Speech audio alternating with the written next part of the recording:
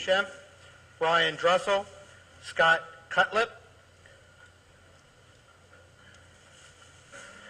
Taryn Perella, Joseph Crook, Robert Angermeyer, Mark Neer,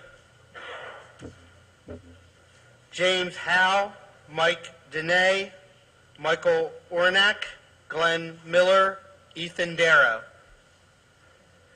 David Harthman, Christopher Huffman, Christopher Rababy, Jacob Wagner, Tyler Cuomo, Tim Hogan, John LeCowsey, Mary Mullen, Richard Eason, Mary Eason. Sir, would you like to begin, please? Yeah, and I would like all their time, if that's okay. I'm number 297, and my girlfriend is 298, and she had to leave to be with our son. My name is Scott Cullip. I live in Edgewater, Maryland, which is Anne Arundel County. I oppose SB 281 and HB 294. I would like to start off by saying, 1 minute sure is enough time to tell you how I feel. This bill is going to not only substantially burden lawful gun owners, it will eventually criminalize us. Have you read this bill? It truly amazes me that the Maryland Senate approved this bill. It grossly infringes on our freedoms guaranteed by our Constitution. Our founding fathers were smart enough to envision this day. That is why the Second Amendment was added to our Constitution, to protect we the people from you the government.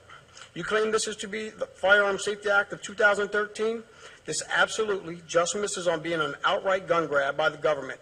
The limitations, restrictions, and fees proposed in this bill should be considered criminal, and the senators that proposed and voted for this bill should be fired. I said, whenever has someone on American soil been stabbed with a bayonet or shot with a grenade launched from a rifle? In what way do any of the cosmetic features make a gun more lethal, which then makes it an assault weapon?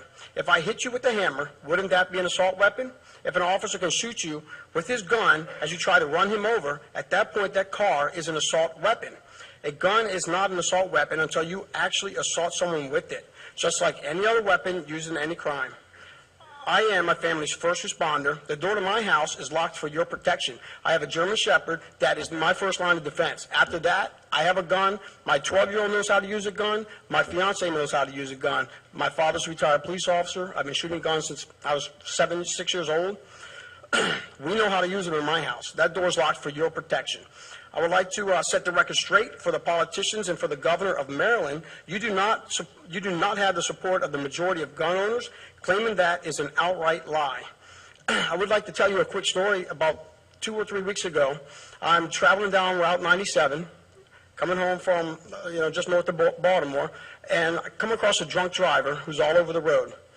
I slow down so I can stay behind him, get his tag number, report, make it up the car and everything.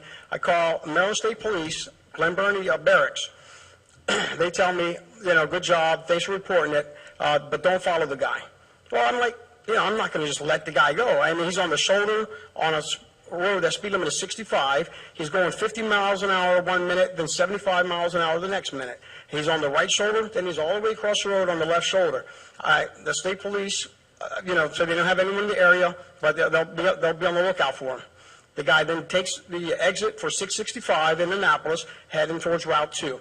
So I hang up with, I was just calling the state police back to tell him, hey, he's on 50, we're going to be heading towards the Bay Bridge, get somebody out here. So I hung up with the state police, called Anne Arundel County Police, said there's a guy that's extremely drunk. I mean, he's all over the road, and they tell me the same thing.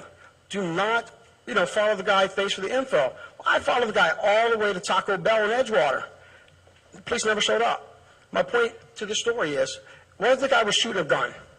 What if he's, there's a major situation going on? The police are not there when you need them. We all love the police. I love the police. But they're not there when you need them. We are the first responders, and we have the right to defend ourselves without that being infringed upon. Okay.